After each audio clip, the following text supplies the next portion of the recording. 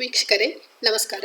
Udupi recipes YouTube ಚಾನೆಲ್ಗೆ ನಿಮಗೆಲ್ಲರಿಗೂ ಸ್ವಾಗತ. ಚಳಿಗಾಲದಲ್ಲಿ ವಿಶೇಷವಾಗಿ ಮಾಡುವಂಥ ಹುರುಳಿ ಕಾಳಿನ ಸಾರನ್ನು ಹೇಗೆ ಮಾಡೋದು ಅಂತ ನೋಡೋಣ. ಇವತ್ತು ಅರ್ಧ ಕಪ್ನಷ್ಟು ಹುರುಳಿ ಕಾಳನ್ನು ಚೆನ್ನಾಗಿ ನೀರಲ್ಲಿ ತೊಳೆದುಕೊಂಡು ಪುನಃ 1-1.5 ಕಪ್ನಷ್ಟು ನೀರನ್ನು ಸೇರಿಸಿ ಕುಕ್ಕರ್ನಲ್ಲಿ ಮೆತ್ತಗಾಗುವವರೆಗೂ ಬೇಯಿಸ್ಕೊಳ್ಬೇಕು.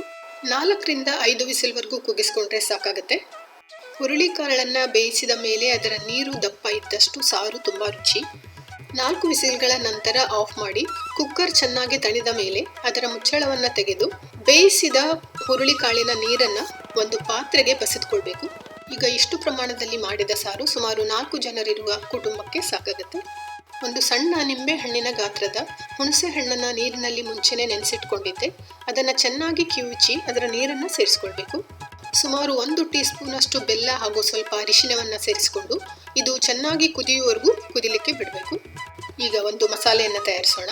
ಬಾಣಲೆಗೆ 2 ಟೀ ಸ್ಪೂನಷ್ಟು ಎಣ್ಣೆ, 2 ಟೀ ಸ್ಪೂನಷ್ಟು ಕೊತ್ತಂಬರಿ ಬೀಜ, 1 ಟೀ ಸ್ಪೂನಷ್ಟು ಜೀರಿಗೆ ಹಾಗೂ 1/4 ಟೀ ಸ್ಪೂನಷ್ಟು ಮೆಂತೆಕಾಳು, 2ರಿಂದ 3 ಕೆಂಪು ಮೆಣಸಿನಕಾಯಿ ಹಾಗೂ ಸ್ವಲ್ಪ ಕರಿಬೇವಿನ ಸೊಪ್ಪನ್ನು ಸೇರಿಸಿ ಚೆನ್ನಾಗಿ ಮಂದ ಊರಿನಲ್ಲಿ ಹುರಿದುಕೊಳ್ಬೇಕು.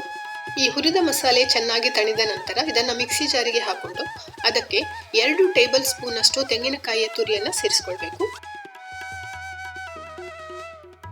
ಬೇಯಿಸಿದ ಹುರುಳಿ ಕಾಳನ್ನು ಕೂಡ ಒಂದು 1/4 ಕಪ್ನಷ್ಟು ಸೇರಿಸ್ಕೊಳ್ಬೇಕಾಗುತ್ತೆ.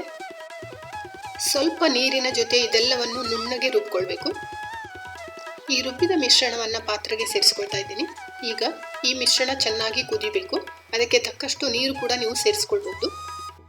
ರುಚಿಗೆ ತಕ್ಕಷ್ಟು ಉಪ್ಪು ಅಂದರೆ ಸುಮಾರು 1.5 ಟೀ ಸ್ಪೂನಷ್ಟು ಉಪ್ಪನ್ನು ಸೇರಿಸಿ ಚೆನ್ನಾಗಿ ಕುದಿಲಿಕ್ಕೆ ಬಿಡಬೇಕು. ಸುಮಾರು 5 ನಿಮಿಷಗಳ ಕಾಲ ಚೆನ್ನಾಗಿ ಕುದಿಲಿ.